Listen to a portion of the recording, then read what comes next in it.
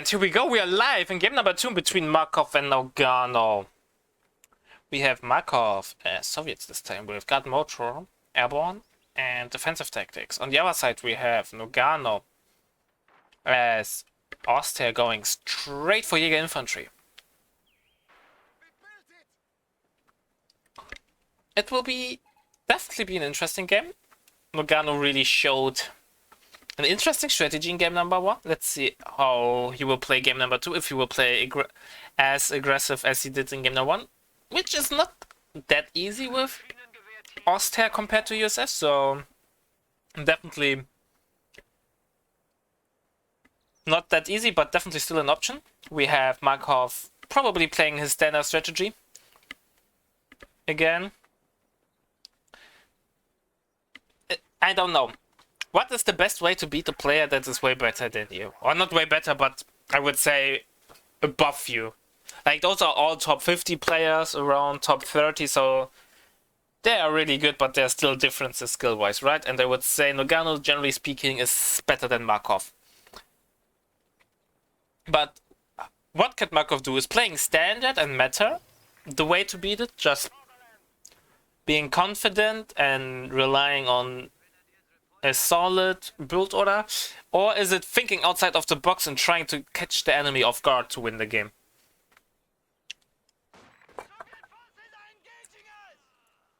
It's really hard to judge for me what is the best way to go.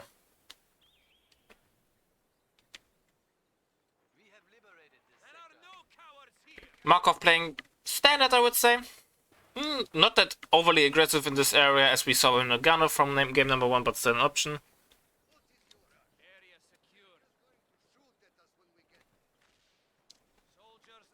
Or you should jump inside of the building, Markov. You don't want to give it up, but MG suppresses, and that now gives Nogano the control in this area. 2 grenadiers on the field. Third one coming up shortly.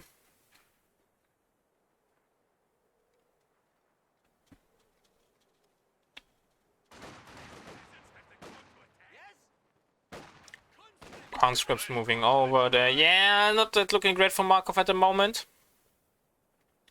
Nogano being really aggressive there and force Markov once again in an awkward position. How we go? And we see this time got Mortar. Will be in 4 conscripts and guard rifle on the guard. It's a lot of infantry, but you never know. At least Markov now gain control over this house, will force off 1 grenadier for sure. Might even get the wipe. 1 more model remaining. But nope. Flamer now jumping inside of the building, but Nogano not late any second there. Going outside of the cover to render the Flamer useless. Also great spread on the grenadiers, which reduces the AoE, or is nice against the AoE damage of the Flamer. And Flamer prop from Nogano, forcing the conscript outside of the building. The Flamer from Austria is something we don't see that often, but was the perfect choice in this situation. Let's see how this will be in a long turn run, since the lack of a sweeper can be hurtful against the mine spam from Soviet that could not possibly happen. Nice rifle nade. Oh, that might be a wipe. MG42 getting 1 model, and it's a wipe. Poor Markov there.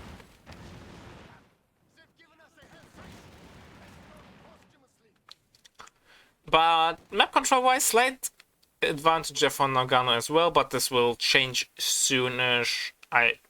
Never mind. It was a slight advantage Markov, but now it's changing. The squads that got forced off now going for the right hand side, going for the cutoff. Heal only now coming up. Nogano definitely showing off his skill. And Markov now in off position, taking tier 2. Do we see the famous cut-off pin on Crossroads with the MG42? Indeed we do so. The problems are not getting... The problems are getting more and more for Markov. And especially with a web conscript, it's not that easy to keep field presence, of course.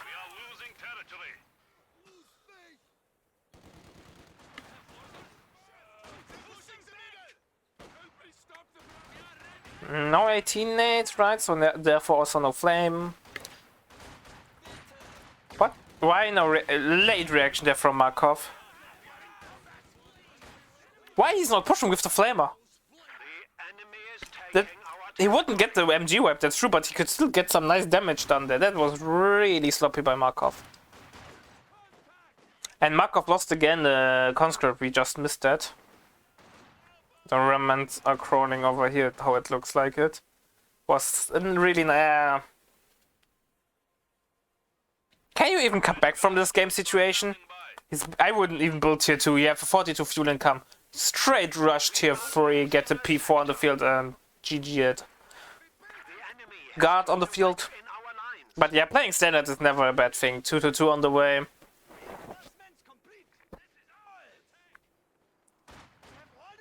It's looking really bad at the moment. The only ammo that Markov at the moment had went into DP28, so this squad has definitely to get something done. And we see Nogano playing so much pretty standard Oster. 3 Grenadiers, 2-2, 4th Grenadier. It can't be more standard than this. Markov is back on the map, getting the decap on the fuel from Nogano on both sides. But with only 2 squads, or 2 conscripts, 1 guard and the Flamer Pioneer against 4 Grenadiers, MG and a 2-2. It won't be easy, to phrase it nicely.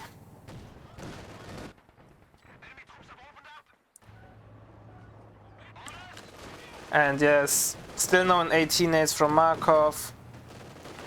Therefore, the conscript has to go home. Markov is probably saving up for a second guard.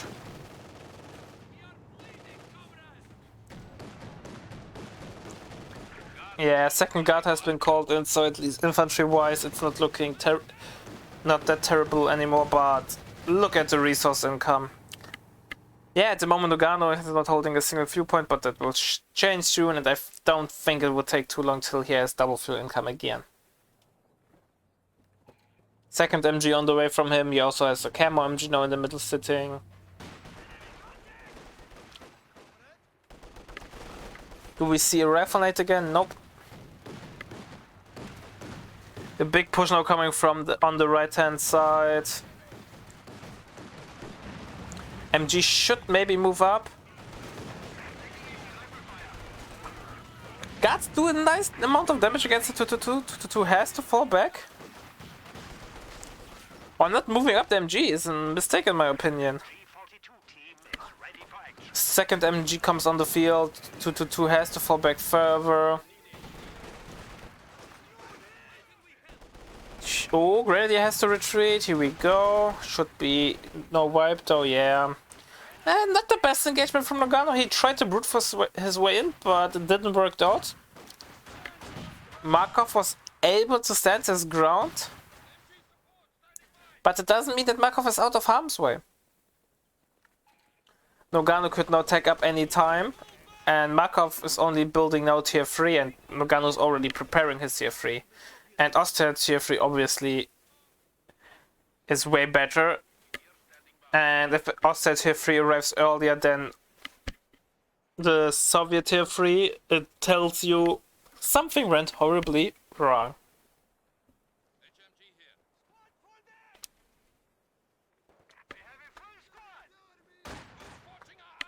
Tier 3 being now unlocked by the way from Nogano, taking up for battle phase 2. It looks like Markov has stabilized, but I'm not sure if this is true fact or Nogano is just not being that aggressive anymore.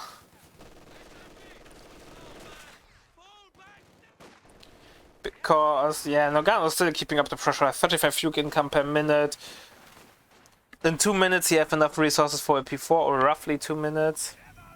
G43 being propped. So we see the G43 upgrade, which we don't see that often on the Grenadiers. But it got buffed recently. The ammo cost got increased, but now instead of the Refinate you have the standard grenade, which does the same amount of damage as the Vox Grenadier grenade with the MP40 upgrade and the Panzer Fusiliers grenade. We have now a T70 on the way, and the T70 has to do some heavy carrying there.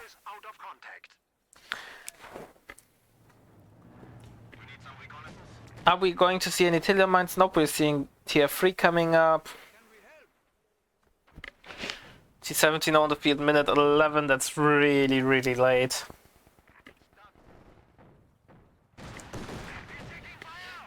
It's insane how well Nagano played this early game. Like, Markov had maybe 1 or 2 positioning mistakes, but nothing too serious in my opinion, but Nagano just exploited them to a degree that I would have not expected to see. But that just shows how good of a player he is. Nice mine coming down from Markov. Triple cap, by the way, running still for Nagano. Nagano only lost 5 VP so far. T70 on the field. MG42 in a nice position, gets the suppression on both guards. Nagano soon has enough fuel for it. P4, T70 gets snared. That buys some crucial time there from Nagano to get to P4 on the field, and once the P4 hits the field, we might see Markov tapping out. The map is really red. We have a 120mm, yeah.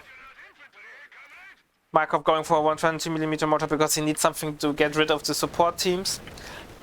But on the other hand, those 340 manpower might have been better invested into an AT gun because of the incoming doom of a P4. Minute 12 P4, even if you, with the tier 2 and the 222 on the field, tells just how much ahead you are. T70 just got engine damage repaired away and is already in combat.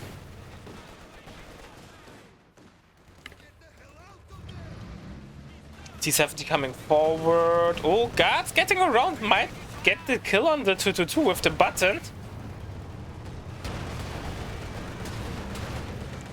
That's definitely a dead 222. That's a small victory, but a victory nonetheless. MG loading armor piercing rounds. Oh, is Nagano a little bit overstaying his welcome there? MG has to retreat, might get swiped. But P4 on the field. And MG gets away, so... No great loss there. The 222 is of course something you don't want to lose, but in this kind of game, in this kind of situation, not the depth where you will shed even a single tear. Before coming forward, Markov at least now has soon enough fuel, ammo, manpower, sorry about the brain legs again, for an AT gun. But before has free room there, no 18-8s I think, yes. T70 is out of position, he's trying to micro there and stay behind the shot blocker, but we know. Apparently missiles can kill as well. So the scatter did the damage there, 3 G43 grants into your retreat path, means a dead Pioneer.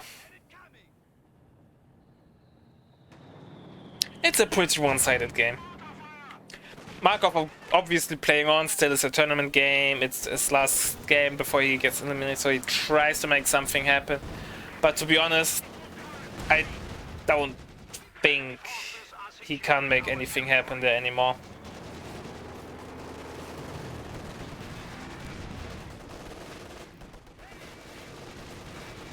Mark target has been used, AT gun coming on the field, but no button.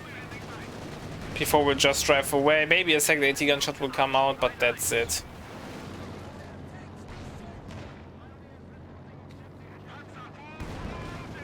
P4 gets away, will get repaired immediately. Nagano already has enough fuel soon for his second P4, and Markov is not even thinking about taking up to tier 4. And you know what happens if you overextend in such a kind of a game? The enemy will blow up on your retreat path and you will lose the squad. This squad will no retreat, and that's it, that squad.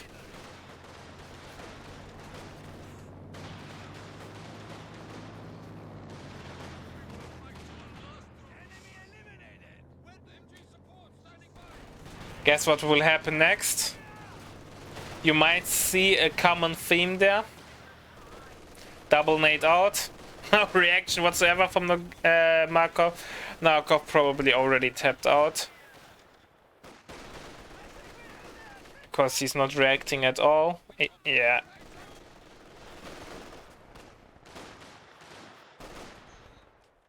Just a display of force by by Nogano. GG, well played, only losing 5 VPs there.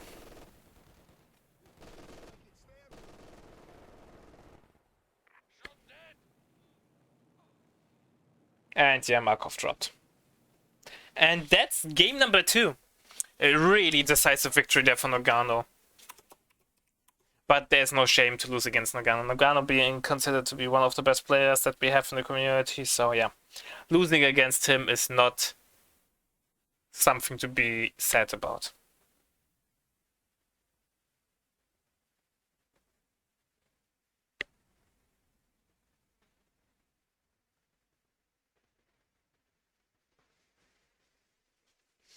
Look at the KD for Markov. That also, poor man.